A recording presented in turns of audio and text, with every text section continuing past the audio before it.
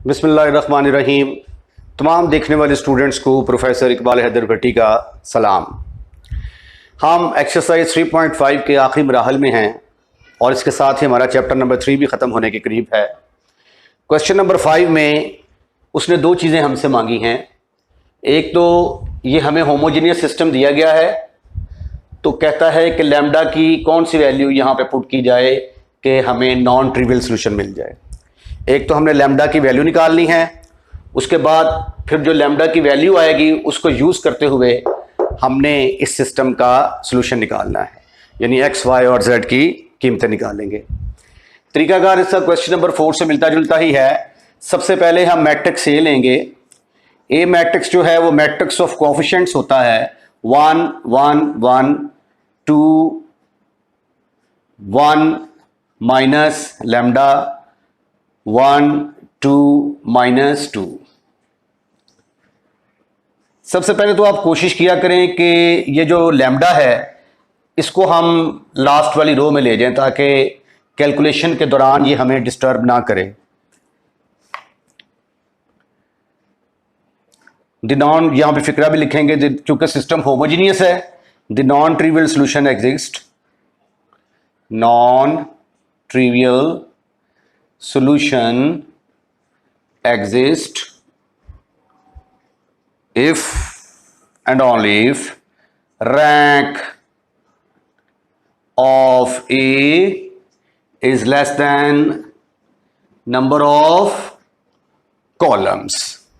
तो मैं जो पहला स्टेप करूंगा वो ये है कि मैं इसको ज़रा रो 3 में ले जाना पसंद करूंगा। तो उसके लिए मुझे R2 और R3 को आपस में इंटरचेंज करना है। R2 की जगह R3 और R3 की जगह पे R2, जिसको आप सिंबॉलिकली ऐसे भी लिख सकते हैं R23।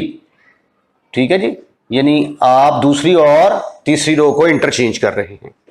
तो जब मैं दूसरी और तीसरी रो को इंटरचेंज करूंगा तो पहली रो में तो कोई फर्क नहीं आएगा, 1 1 1, यहां पे आ जाएगा 2 2 minus 2, then you have 2 1 lambda। गलती हो गई, यहां पे 1 आएगा, 1 2 माइनस 2 है।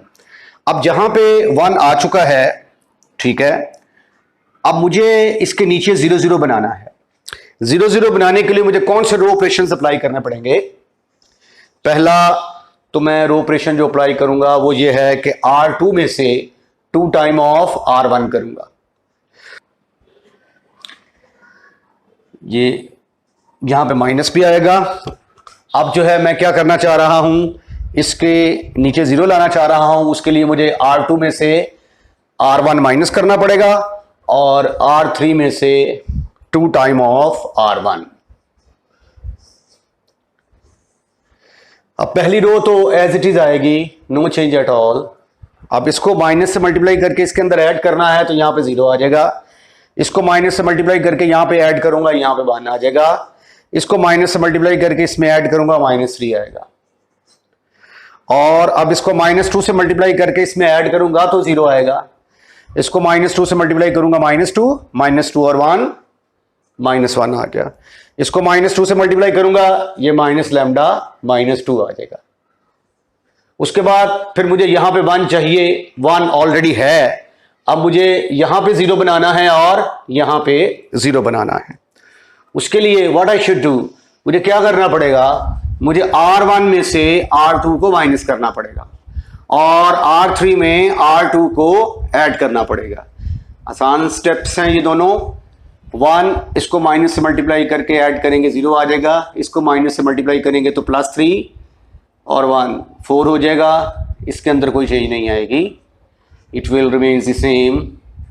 0 इनको ऐड करेंगे, 0 इनको ऐड करेंगे, माइनस लैम्डा -5। अब देखें, हमें नॉन ट्रिवियल सोल्यूशन चाहिए। नॉन ट्रिवियल सोल्यूशन के लिए रैंक ऑफ ए कॉलम से छोटा होना चाहिए। तो अगर ये चीज 0 के बराबर होगी तो रैंक नंबर ऑफ कॉलम से छोटा आएगा ना, क्योंकि कॉलम क्या है, 3 कॉलम है। तो रैंक इसका 3 से छोटा आना चाहिए। तो वो तभी आएगा अगर ये वाली रकम 0 के बराबर होगी। तो अगर यहां पे 0 होगा तो फिर 0 0 0 इसका रैंक 2 आएगा, तो फिर इसका सोल्यूशन एग्जिस्ट करेगा। तो यहां पे फिक्रा लिखेंगे हम, the non trivial solution exist, non trivial solution exist if minus lambda -5 is equal to 0 के बराबर आ जाए। तो minus lambda is equal to 5, तो लैम्डा की वैल्यू किसके बराबर आ गई? -5 के इक्वल। एक काम तो आपने ये करना था कि लैम्डा की वैल्यू निकालनी थी। Find the value of lambda for which the following system have non trivial solution. तो नॉन ट्रिवियल सॉल्यूशन तभी मुमकिन है अगर ये चीज 0 के बराबर होगी। तो अब लैम्डा इज इक्वल टू 5 हम 1 के अंदर पुट करके तो इसका सॉल्यूशन निकालते हैं। इसको पुट कर दें, पुट इन 1 के अंदर पुट किया तो 1 बन गई आपकी 1 0 4 0 1 -3 0 0। अब लैम्डा की जगह जब यहां पे -5 पुट करेंगे तो माइनस और ये माइनस और -5 मिलकर +5, वो +5 इस -5 से कैंसिल हो जाएगा और ये देखें यहां पे 0 के बराबर आ गया। अब यहां पे 0 के बराबर आ गया तो नजर आ रहा है कि इसका रैंक जो है वो 2 है, which is less than number of columns. तो इसको जब आप इक्वेशन की फॉर्म में लिखेंगे तो क्या आएगा? x + 4z is equal to 0 और ये फिर आएगा y - 3z is equal to 0। यहां से x की वैल्यू आ गई -4z और y की वैल्यू आ गई 3z। अब आप z को मुख्तलिफ वैल्यूज देंगे तो मुख्तलिफ किस्म के आंसर आते जाएंगे, इन्फिनिट सोल्यूशन निकलेंगे इसके भी फॉर डिफरेंट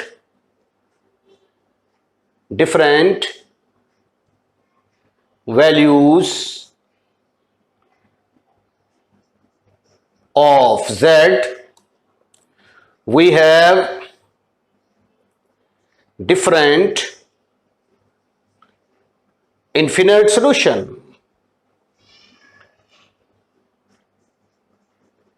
तो पुट क्या कर देते हैं हम जनरली तौर पे z की जगह पे t पुट कर देते हैं। जब z की जगह पे t पुट करूंगा तो x का जवाब आएगा -4t और y का आंसर 3t। ठीक है, अब t को जो मर्जी 0 के अलावा जो मर्जी वैल्यू पुट कर सकते हैं, बेशुमार आंसर आएंगे इसके। एक पर्टिकुलर आंसर भी निकाल लेते हैं। In particular put z is equal to, क्या पुट करें? 1 ही पुट कर दूं। z is equal to 1 put किया तो x किसके बराबर आ गया? -4, y 3 के बराबर आ गया और z is equal to 1। Okay, ये था आपका क्वेश्चन नंबर 5 का फर्स्ट पार्ट। क्वेश्चन नंबर 5 का सेकंड पार्ट देखें। पहले हम मैट्रिक्स ए लिखते हैं। ए बराबर होगा 1 4 लैम्डा 2 1 -3 3 लैम्डा -4। होमोजीनियस सिस्टम है, मैट्रिक्स भी 0 के बराबर है। नॉन ट्रिवियल सॉल्यूशन तभी एग्जिस्ट करेगा अगर इसका rank less than number of column होगा। The non trivial solution exist, trivial solution exists if rank of A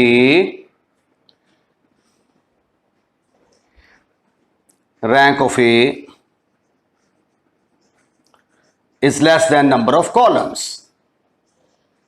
number of columns कितने हैं? 3, तो 3 से छोटा होना चाहिए।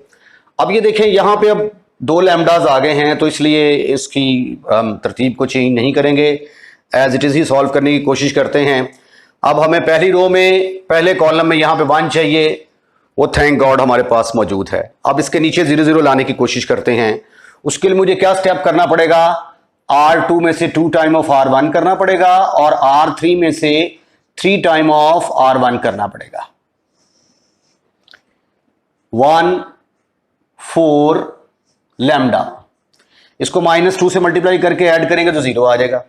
इसको -2 से मल्टीप्लाई करूंगा तो -8, -8 + 1 -7 के बराबर आ जाएगा। इसको -2 से मल्टीप्लाई करूंगा तो आएगा -2 लैम्डा, तो ये बन जाएगा -2 लैम्डा -3। इसको 3 से मल्टीप्लाई -3 से मल्टीप्लाई करके ऐड करूंगा 0। इसको -3 से मल्टीप्लाई करूंगा तो क्या आएगा, यहां पे आएगा -12 और ये बन जाएगा लैम्डा -12। उसके बाद फिर मैंने इसको 3 के साथ मल्टीप्लाई करना है तो ये आ जाएगा -3 लैम्डा, तो ये बन जाएगा -3 लैम्डा -4। अब यहां पे मुझे 1 की जरूरत है तो सिर्फ और सिर्फ एक ही तरीका मेरे पास बचता है, क्योंकि इसको यूज करते हुए तो 1 मैं ला नहीं सकता, मुझे -7 के साथ डिवाइड करना पड़ेगा। तो इसलिए अगला स्टेप मैं क्या करूंगा, मैं -7 के साथ डिवाइड करूंगा R2 को। आपके पास आ गया 1 4 लैम्डा 0 1। -7 के साथ डिवाइड करूंगा तो यहां से माइनस कॉमन आएगा, ये 2 लैम्डा + 3 इस माइनस से कैंसिल होके तो 2 लैम्डा + 3/7 आ जाएगा यहां पे, और ये एज इट इज 0 लैम्डा -12 और -3 लैम्डा -4। अब यहां पे 1 आ चुका है, मुझे यहां पे 0 बनाना है और यहां पे 0 बनाना है। यहां पे 0 कैसे आएगा, अगर R1 में से मैं -4 टाइम ऑफ R2 कर दूं और इसमें क्या करूंगा, R3 में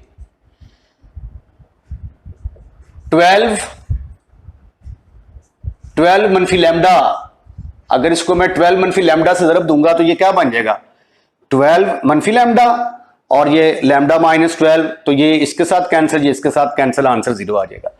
तो इसको 12 मनफी लैम्डा के साथ मल्टीप्लाई करके R3 के अंदर ऐड करते हैं। 1 इसको -4 से मल्टीप्लाई करके ऐड किया, 0 आ गया। अब इसको मैंने -4 से मल्टीप्लाई करना है, -4 से मल्टीप्लाई करूंगा लैम्डा और इसको -4 से मल्टीप्लाई करना है, -4 × 2 लैम्डा + 3/7, तो ऐसे लिख देते हैं फिर तो -4 × 2 लैम्डा + 3/7, ये एज इट इज आ जाएगा 0 1 2 lambda + 3/7। This is in the third row what you will have, यहां पे तो 0 ही आएगा, नो प्रॉब्लम। इसको जब 12 अब जब मैं इसको 12 माइनस लैम्डा के साथ मल्टीप्लाई करके इसके अंदर ऐड करूंगा तो यहाँ पे आंसर आ जाएगा मेरा 0। उसके बाद फिर मैंने क्या करना है, इसको ये तो एज इट इज आएगी ना यहाँ पे, -3 लैम्डा -4, और इसको मैंने क्या करना है, इसको मैंने मल्टीप्लाई करना है 12 प्लस लैम्डा के साथ। तो ये देखें मैंने इसको मल्टीप्लाई कर दिया 12 × 12 माइनस लैम्डा के साथ मल्टीप्लाई कर दिया किसको मैंने, 2 लैम्डा + 3/7। इस मैट्रिक्स का नाम नंबर 1 रख लेता हूं। अब इसका नॉन ट्रिवियल सॉल्यूशन एग्जिस्ट करेगा अगर ये वाली चीज़ 0 के बराबर होगी तो, क्योंकि अगर ये 0 के बराबर होगी, अगर इसको मैं 0 के बराबर पुट करता हूं तो फिर इसका रैंक 2 के बराबर आ जाएगा, which is less than number of column, तो फिर इसका सॉल्यूशन एग्जिस्ट करेगा। The non trivial solution exist, non trivial solution exist if ये अगर ये वाली चीज़ लैम्डा के बराबर 0 के बराबर आ जाए, -3 लैम्डा -4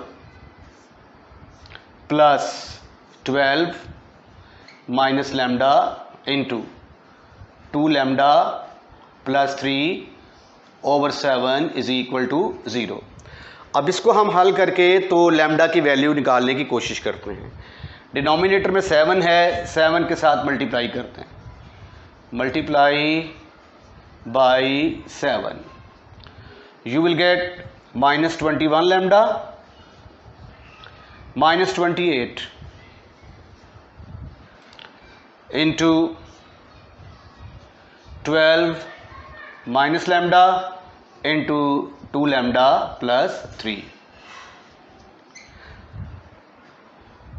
-21 लैम्डा -28 प्लस इसको इससे मल्टीप्लाई करेंगे तो ये आ जाएगा 24 lambda,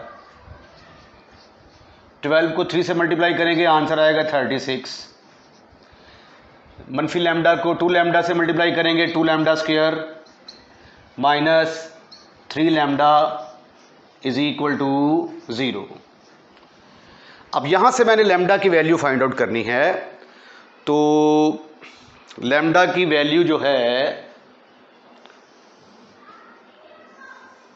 that will be equal to, पहले तो ये लैम्डा स्क्वायर वाली रकम को लिखें आप, -2 लैम्डा स्क्वायर, उसके बाद ये -3 लैम्डा और ये -21 लैम्डा, 24 लैम्डा और ये 24 लैम्डा के साथ कैंसिल, ये तीनों आपस में कैंसिल हो जाएंगे। उसके बाद फिर आपके पास बचता है 36 में से 28 गए तो बाकी रह गए 8 आएंगे जी आपके प्लस के, इज इक्वल टू 0। तो -2 lambda square is equal to -8, lambda square किसके बराबर आया, 4 के बराबर, और लैम्डा की दो वैल्यूज़ आ गई +-2। अब दोनों वैल्यूज़ 1 बाई 1 करके हम नंबर 1 के अंदर पुट करते हैं। Put lambda is equal to 2, lambda is equal to 2 in 1, तो ये आपके पास क्या बनेगी फिर 1 0, लैम्डा की जगह पे जब यहाँ पे मैं 2 पुट करूँगा तो ये बनेगा 2 -4 इंटू, लैम्डा की जगह पे 2 पुट करूँगा तो यहाँ पे आएगा 4 + 3 ओवर 7, ये 7 4 + 3 7, 7 7 से कटेगा, 2 में से 2 में से -4 निकाले तो -2 आ जाएगा इधर, 0 1।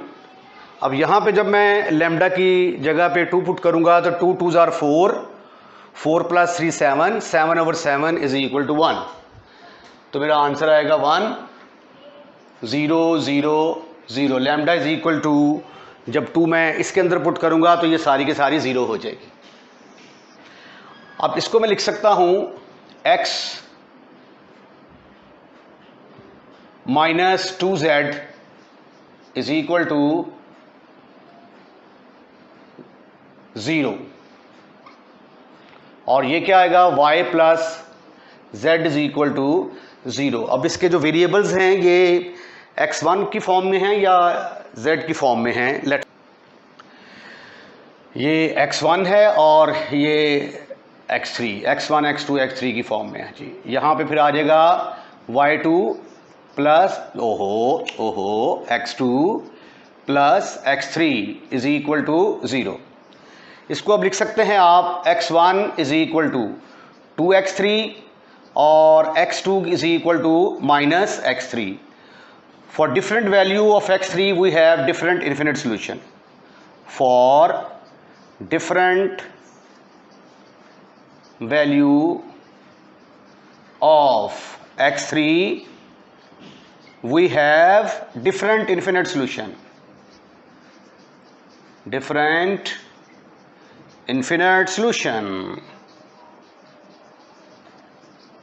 तो पुट कर देते हैं हम x3 is equal to t, T जो है ये रिमेंबर इट, ये सेट ऑफ रियल नंबर में से बिलोंग करता है और 0 पुट नहीं कर सकते आप, ठीक है, where t is not equal to 0, क्योंकि अगर टी 0 के बराबर आ गया तो फिर ये ट्रिवियल सॉल्यूशन निकल आएगा।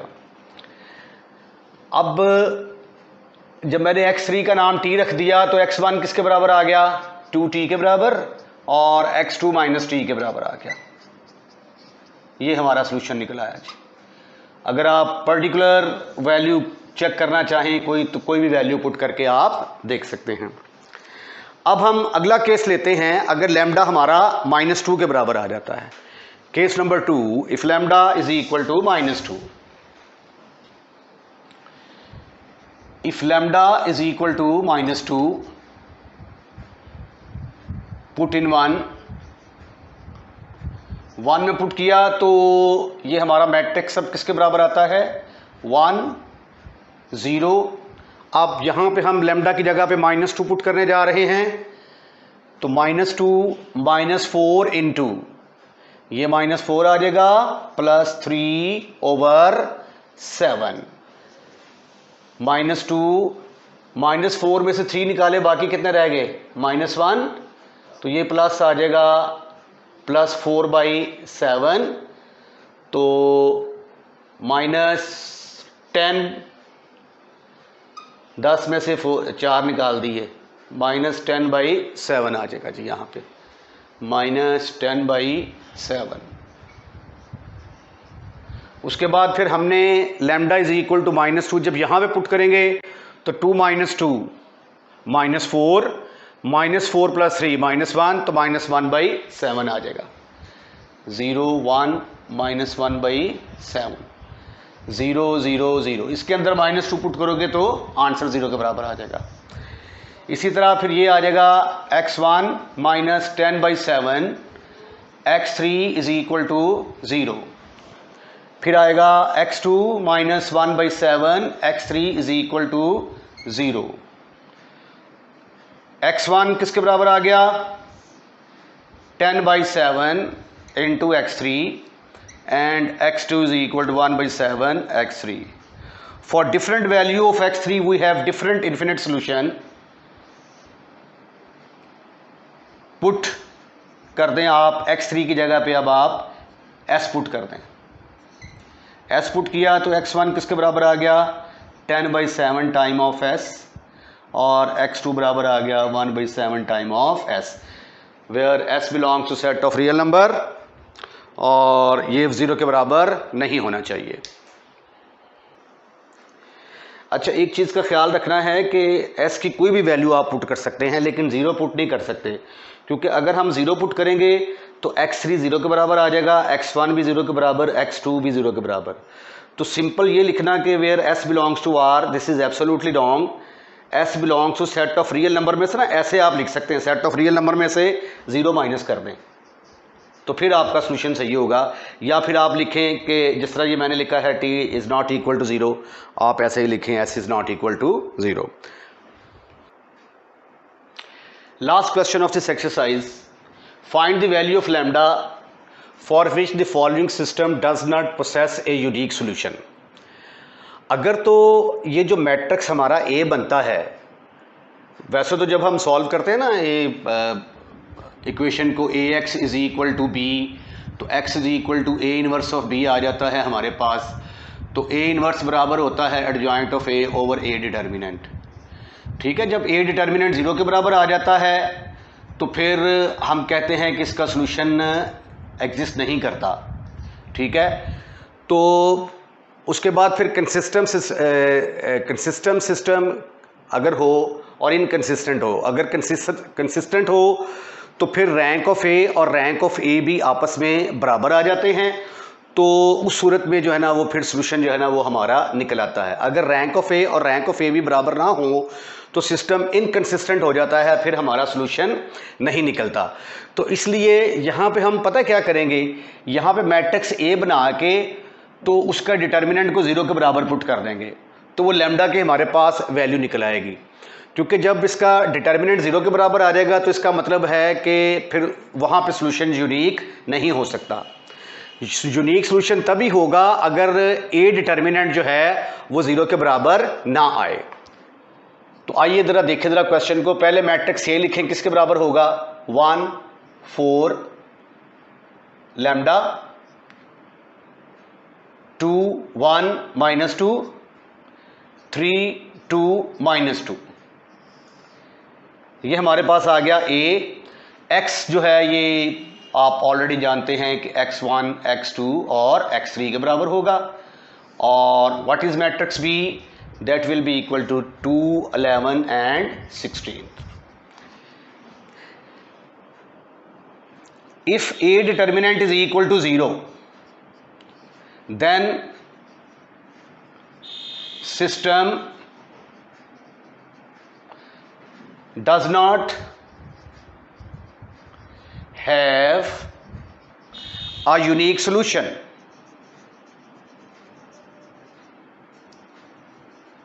ठीक है, अगर a डिटर्मिनेंट 0 के बराबर नहीं होगा तो फिर सोल्यूशन यूनिक होगा, अगर ये 0 के बराबर होगा तो सोल्यूशन यूनिक नहीं होगा, हमारे इन्फिनिट सोल्यूशन निकलेंगे जिस तरह हमने पिछले सवालों में किए हैं t को मुख्तलिफ वैल्यूज देके। तो आइए a डिटर्मिनेंट को 0 के बराबर पुट करते हैं। Put a determinant is equal to 0, तो 1 4 लैम्डा 2 1 माइनस 2 3 2 माइनस 2, इस डिटर्मिनेंट को मैंने 0 के बराबर पुट किया। इसको एक्सपेंड करते हैं from R1, expand from R1, what you will get 1 into, ये कॉलम ख़त्म ये रो ख़त्म, तो ये आ गया -2 प्लस 4, उसके बाद फिर आ गया -4 इंटू, ये कॉलम ख़त्म ये वाला कॉलम ख़त्म ये रो ख़त्म, तो ये आ गया -4, ये आ गया जी -4 प्लस 6, फिर आ जाता है लैम्डा इंटू, ये कॉलम ख़त्म ये रो ख़त्म, ये आ जाएगा 4 माइनस 3 इज इक्वल टू 0, यहां पर रह गया 2, 6 में से 4 निकाले बाकी रह गया 2, -8 आ गया, plus 4 lambda -3 is equal to 0, तो 4 लैम्डा ये किसके बराबर आ गया, -3 और 8 11, 11 में से 2 निकाले बाकी कितने रह गए,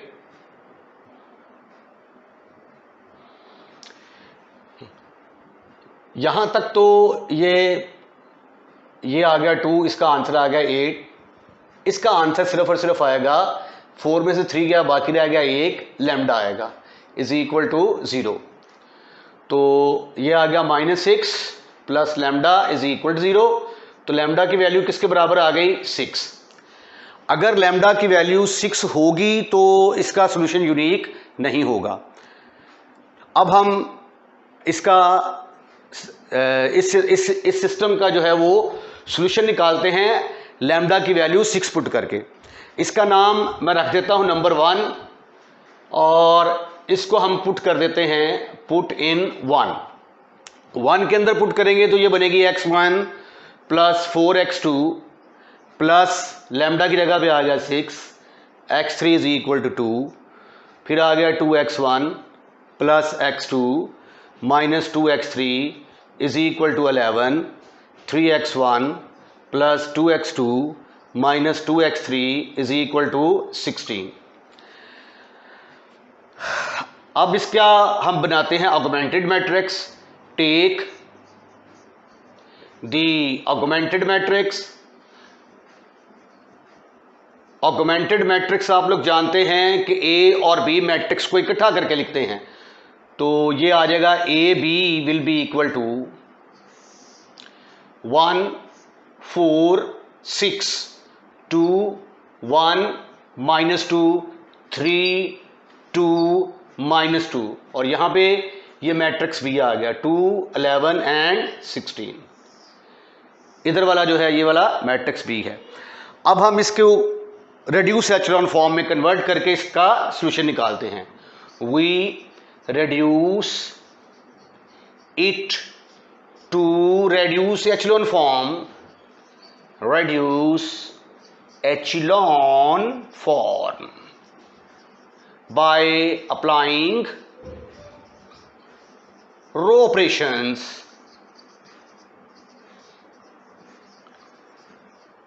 ओके, यहां पे हमें 1 चाहिए, वो ऑलरेडी है। अब इसके नीचे 0 0 चाहिए। 0 0 बनाने के लिए मुझे क्या करना पड़ेगा, R2 -2 टाइम ऑफ R1 और फिर R3 -3 टाइम ऑफ R1। पहली रो में कोई चेंज नहीं आएगी, 1 4 6 एंड 2। अब इसको -2 से मल्टीप्लाई करके इसमें ऐड करूंगा तो आंसर 0 के बराबर आएगा। इसको -2 से मल्टीप्लाई करूंगा -8, -8 और 1 -7।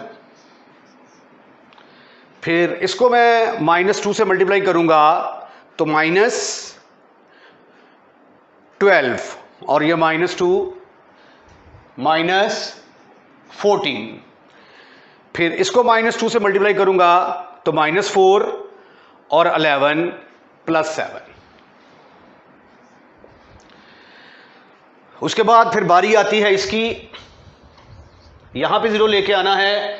अब मैं इस रो को -3 से मल्टीप्लाई करके इसके अंदर ऐड करूंगा, तो -3 से मल्टीप्लाई ऐड करके किया, 0 आ गया। इसको -3 से मल्टीप्लाई करें, क्या आंसर आता है, -12 और 2 -10। उसके बाद इसको फिर मैंने मल्टीप्लाई करना, इसको मल्टीप्लाई किया मैंने -3 के साथ -12, इसको -3 के साथ मल्टीप्लाई किया -18 और -2 -20 आ गया। फिर इसको मल्टीप्लाई करूंगा मैं -2 के साथ तो आंसर आता है -4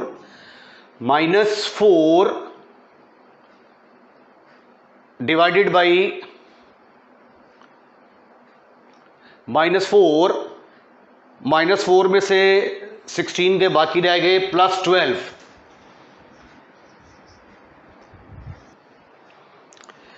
इसको -3 से मल्टीप्लाई करेंगे -6 और +16 -10 आएगा, सॉरी फॉर दैट, -10। अब मुझे यहां पे 1 चाहिए, यहां पे 1 लाने के लिए मैं क्या करूंगा, -1/7 टाइम ऑफ R2 करूंगा। ये फिर आ गया 1 4 6 2 0 1 2 -1 0 -10 -20 -10। ये प्लस का 10 और ये भी। अब हमें यहां पे तो हमारे पास 1 आ चुका है, अब इसके ऊपर नीचे हमने 0 बनाने हैं, तो उसके लिए मुझे क्या करना पड़ेगा, R1 -4 टाइम ऑफ R2 और R3 +10 टाइम ऑफ R2 करना पड़ेगा। 1 इसको -4 से मल्टीप्लाई करके ऐड किया, 0 आ गया। -4 से मल्टीप्लाई करूंगा -8 + 6 -2, इसको -4 से मल्टीप्लाई करूंगा +4 और 2 6 आ गया। उसके बाद it will remains the same और 0, इसको 10 से मल्टीप्लाई करके ऐड किया 0, 10 से मल्टीप्लाई करके ऐड किया तो यहाँ पे भी 0, 10 से मल्टीप्लाई ऐड करके किया तो यहाँ पे भी 0 आ गया। अब इसको दोबारा हम इक्वेशंस की फॉर्म में लिखते हैं। ये किसका कोएफिशिएंट था, x1 का, x1 माइनस ये x2 का कोएफिशिएंट 0 हो गया, ये x3 आ जाएगा, इज इक्वल टू ये बी मैट्रिक्स है। और इधर क्या आ जाएगा, x2 + 2x3 is equal to -1। अब आप x1 और x2 को एक तरफ रखें, बाकी रकमों को उठाकर दूसरी साइड पे ले जाएं, तो x1 की वैल्यू आ गई मेरे पास 2x3 + 6। और तो यहां से फिर मुझे ये मेरी x2 की वैल्यू है ना, x2 + 2x3, तो x2 किसके बराबर आ गया, x2 is equal to -1 plus नहीं बल्कि ये इधर आके माइनस होगा 2x3 फॉर डिफरेंट वैल्यू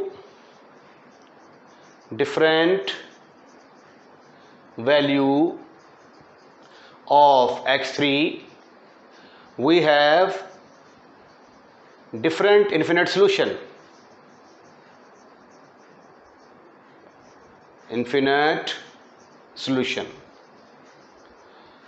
तो पुट कर देते हैं हम x3 की जगह पे t, तो x1 किसके बराबर आ जाएगा 2t प्लस 6 और x2 किसके बराबर आएगा -1 माइनस 2t। अब आप t की जगह पे कोई भी वैल्यू पुट करेंगे तो आपका जो है वो आंसर आ जाएगा where t belongs to set R। इसमें आप 0 भी पुट कर सकते हैं क्योंकि उससे आपका जवाब ट्रिवियल नहीं आएगा। इसके साथ ही ये वाला जो चैप्टर है ये इख्तिताम पज़ीर होता है। अब नए लेक्चर में नए चैप्टर के साथ आपके साथ दोबारा मुलाकात होगी। अपना ख्याल रखिएगा और चैनल सब्सक्राइब करना मत भूलिएगा। अल्लाह हाफिज़।